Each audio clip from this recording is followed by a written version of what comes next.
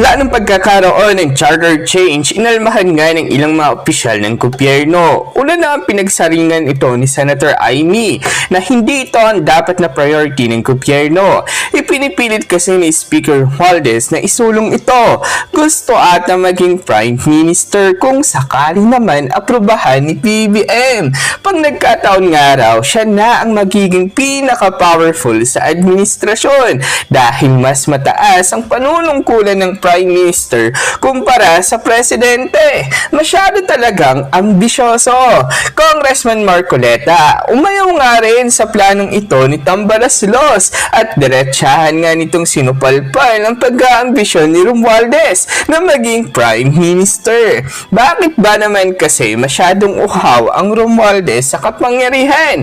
Masyadong obvious ang galawan. Nakakahiya. Magandang araw mga kaibigan. Pag-usapan natin ngayon yung plano, ambisyon ni Tambaluslos na magkaroon ng charter change. Okay? Una nang nangantsaw o nagpasaring si Senator Amy na hindi priority yan ng Pangulo. Yeah. Wala yan. Bakit may ganyang plano ng isang tao dyan na walang pag-asang manalong presidente, gustong maging prime minister? Medyo may pagkasutil din itong si Amy. Okay.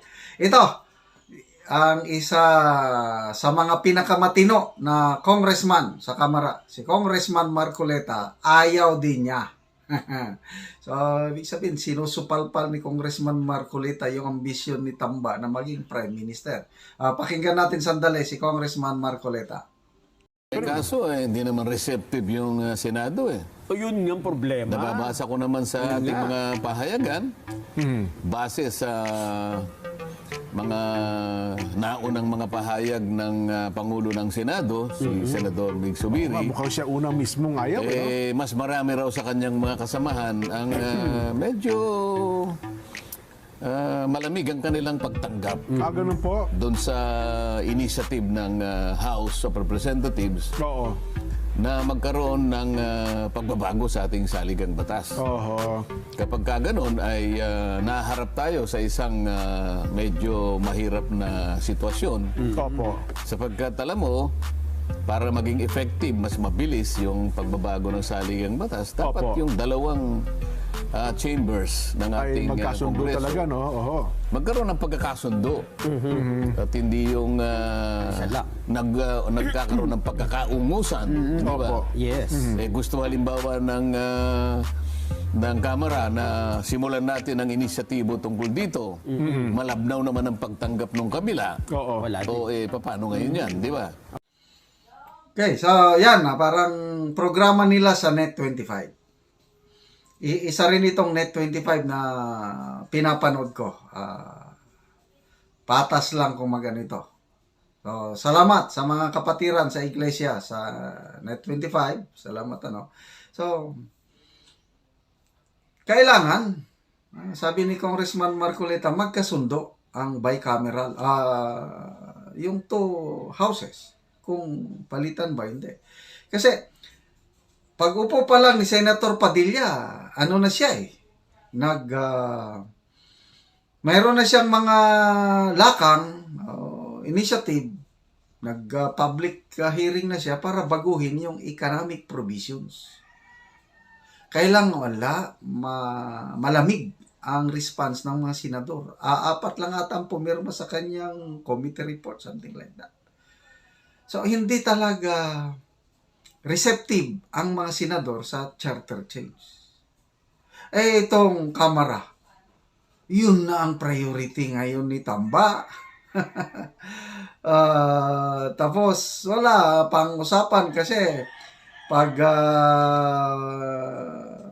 the best way, sabi ni Congressman Marcoleta, yung Constituent Assembly.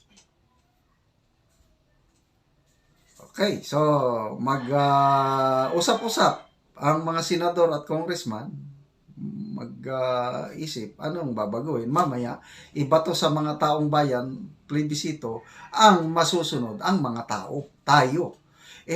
Yung plano ni Tamba, iba. Parang sila-sila na lang, parang ganun. nakakatakot ang plano ni Tambaluslos. Kaya bantayan natin ito at salamat. Mayroong Congressman Marcoleta na nag-iingay. Saludo kay Congressman Marcoleta at salamat sa mga senador na medyo binabantayan yung galaw ni Tambaluslos. Okay, pakinggan natin yung buong interview ng Net 25 kay Congressman Marcoleta. Bagay kong sa halos lahat ng paglutang ng Chacha, laging malamig ang pagtanggap ng Senado kasi mayroon sila, andun lagi yung pangamba sa likod ng kanilang isipan. Baka pag nabuksan ito, mabuwag kami. Kasi nga, kapag Diba? pag tiningnan mo kasi yung mga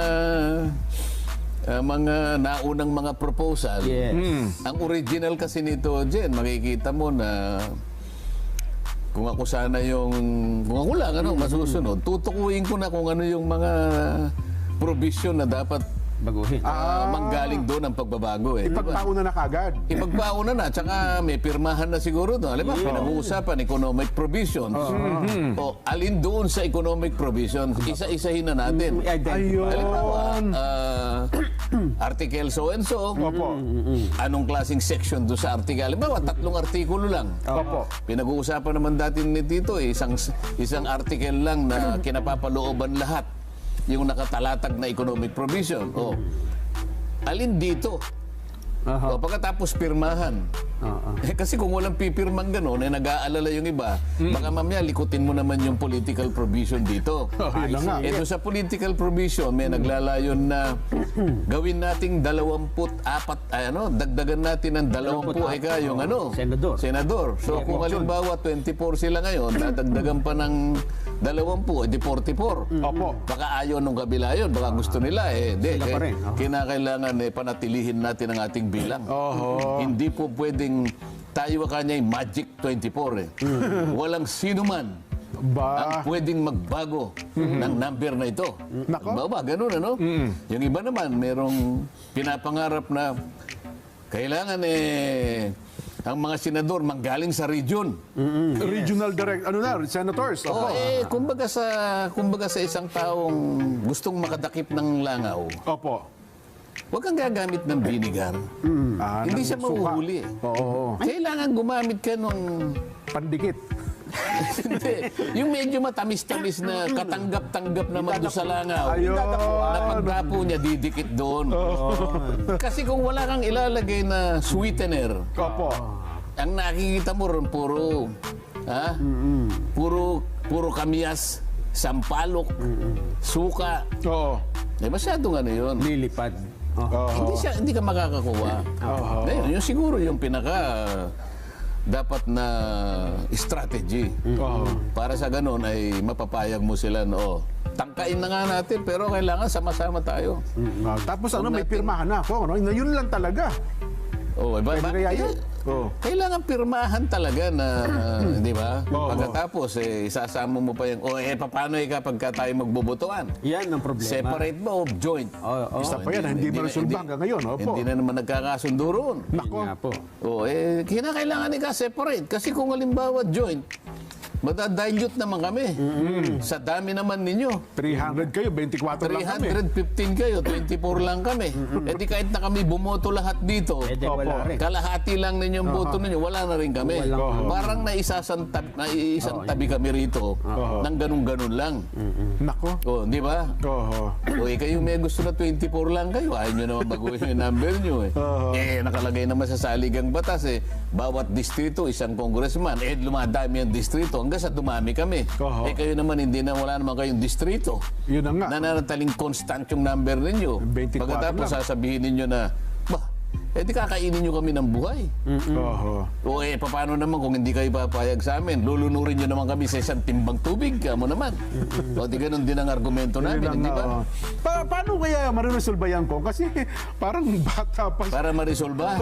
Yung usapin na yun, yung pagboto. Para marisolba? Opo. Huwag na nating i-amend. Yun ang problema. Wala nang away. Wala na. Gusto mo marisolba, di ba? Ang ibig mo sabihin, wala nang awayan. Huwag na tayo magamit, wala nang away. Deadlock pala talaga yan.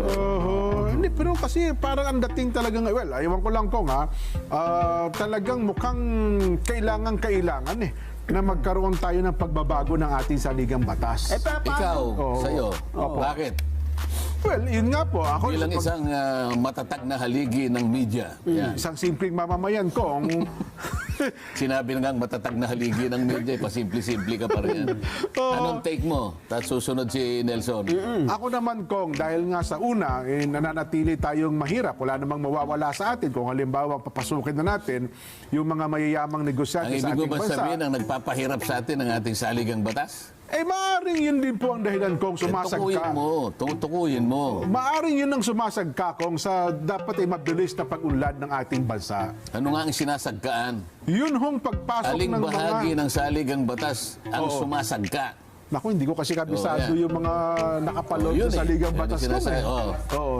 Nelson. Sa akin kong, Nelson. gaya Ayan. ng nabanggit nyo, no, na may problema tayo pag dalawa yung kapulungan eh. No? Kasi pag ayaw ng isa, wala magawa yung kabila. So, nagiging stagnant. Di ba? Hindi gumagalaw eh. Oo. Kung ako ang tatanungin, tunawin na yung Senado. Tanggalin na. Dapat isa lang. Para mabilis, di ba? Bakit maraming Ang sinasabi ni Nelson, unicameral na lang. Kasi isang ngayon, kongreso na lang. bicameral eh. Yes, opo. Kasi pinipilit nila. Kung yung gumagawa nga tayo ng simpleng batas, Oo. hindi kami naiitsapwera, simpleng batas lamang yun.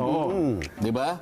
Kasi bicameral tayo. Opo. Yung pa kayang sususugan natin, aanmyendahan natin o i-revise natin na saligang batas, isang napakalaking gawain, iitsapwera nyo kami. Yan. Yun nga. Kaya nga pinipilit namin yung 3/4 Yes. na manggagaling ay separate voting, hindi joint voting. Opo. Ang sabi ko naman, kasi ang nasa isip mo kasi, gumagawa nga kapag gumagawa tayo ng batas, ang pinaka-function ng Kongreso, legislative. Opo. Paggawa ng batas. Opo. Kaya nga, gusto ko, ang tingnan natin, constituent assembly nga tayo eh. Ayun. So, ibig sabihin, kalimutan mo na congressman ka, kalimutan mo naman na senador ka. We are members of a constituent assembly na ang gawain natin, hindi gagawa ng anumang batas. Mag-aanmyenda tayo, isang special at particular na gawain na walang kinalaman ng legislation. Isang assembly lang. Isang assembly lang. Kaya ang tawag sa atin, member of the Constituent Assembly. Assembly. Ayun. Hindi ka senador, Oo hindi ka congressman. Kaya hindi kailangan yung separate voting. Yun nga. Ang separate voting ginagamit lang pag gumagawa tayo ng batas. Oo nga. Yun nga Oo. dapat. Yan ang argumento ko, di ba? O kaya lang, didebate na muna yan. Magdebate tayo pagka napunta tayo doon. Ayun. O, sinasabi ko na ngayon. At tumari nga ito ng samot-saring reaksyon mula sa mundo ng social media. Komento na nga lang din ng mga netizens sa naging isyong ito. No to Chacha. Bakit? Kasi naharap ngayon ng Tambaloslos sa malaking kontrobersya kung saan nawala ng tuluyan ng integridad at dignidad ng mga congressman sa hinaharap. Ilabas muna ang liquidation ninyo na may kaukulang resibo. Lahat ng ginastos ninyo. Hindi yung certification, mga kawatan. Isa lang ang solusyon sa problema natin sa gobyerno. Linisin ang bulok na administrasyon na pinangungunuhan ng adik na weak leader at ilagay si VP Sara. Bakit hindi pa humilo sa mga sundalo? Kailan pa kayo a-action? Pag puro bigay lang ng mga kanya-kanyang opinyon, walang mangyayari. Limas na ang pera ng bayan. Dapat nang bigyang pagkilos ng sambayanan bago malimas nila tamba.